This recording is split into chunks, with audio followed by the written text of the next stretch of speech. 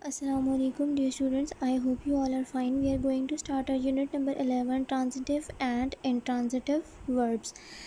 सबसे पहले तो आप लोग काइंडली जो है ये फर्दर जो एक्सटेंडेड डेफिनेशंस हैं वो राइट डाउन कर लो अपनी बुक्स पे पेंसिल से। आप लोगों ने अपने बुक्स पे सिर्फ पेंसिल्स यूज़ करनी है। किसी भी क्लास के बच्चे ने whichever class are you in आप लोग पेंसिल यूज़ करोगे। वेदर आप अपनी नोटबुक्स पे पेन यूज़ करते हो या नहीं, आप लोग बुक्स पे पेंसिल यूज़ करोगे।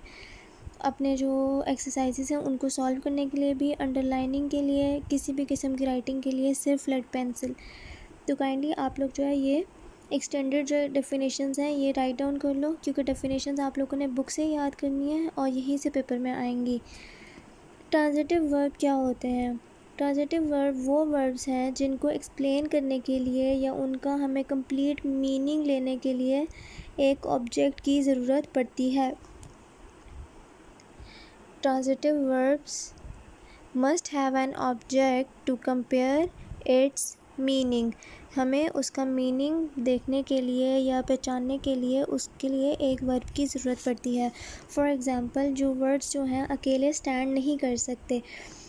Hair Paul broke a cup, अगर हम सिर्फ देखें ब्रोक अकेले वर्ड को देखें तो ब्रोक व्हाट, ब्रोक इटसेल्फ हमें पूरी सेंस नहीं दे रहा जब तक हमें पता ना चले कि ही ब्रोक अ कप, के तोड़ा क्या था उसने, कप।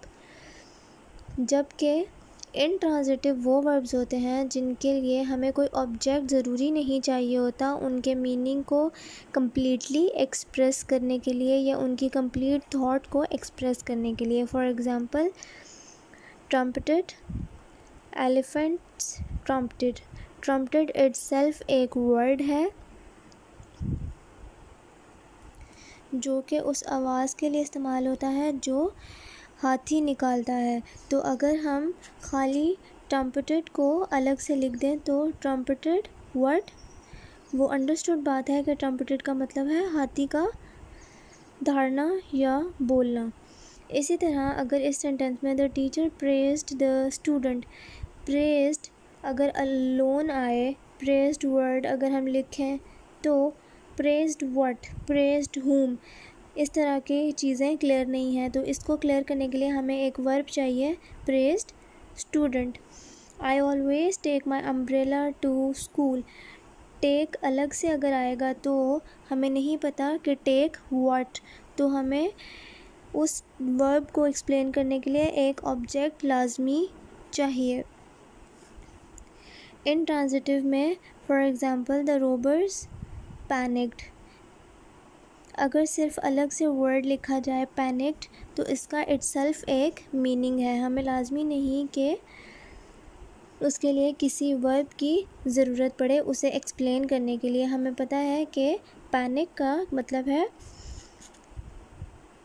सुन हो जाना या अनकॉन्शियस हो जाना। Runs, he runs very fast, अगर रन्स अलग से सेपरेटली स्टैंड करे तो रन इटसेल्फ जो है पूरा एक मीनिंग प्रोवाइड करता है जिसका मतलब है भागना। हमें इसको, इस वर्ड को, इस वर्ब को एक्सप्लेन करने के लिए फ़र्दर किसी और ऑब्जेक्ट की ज़रूरत नहीं पड़ती।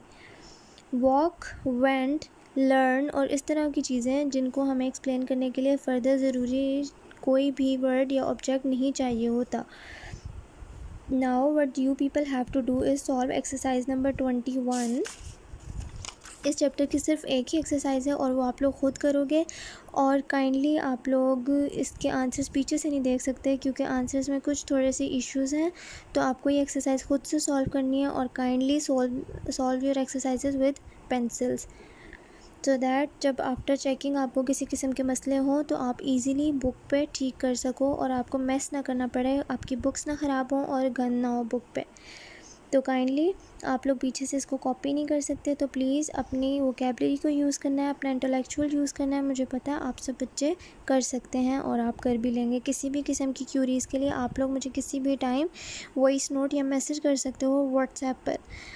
उसके अलावा आप लोग अपना जो काम है वो सबमिट करवा दें, अपना वोकेशन टास्क, अदरवाइज़ आपकी मार्किंग इफ़ेक्ट हो सकती है। और अपना काम काइंडली ख़ुद करें। नोटबुक्स भी नीटली कंप्लीट करें जिन बच्चों ने काम किया है। कुछ बच्चों का बहुत अच्छा है, कुछ बच्चों का नहीं अच्छा, तो आप लोग सफाई से नोटबुक्स कंप्लीट करिए। Kindly do your homework, repeat the lesson and submit your vacation tasks as soon as possible. Meet you in the next meeting. Take care of yourselves. Allah Hafiz.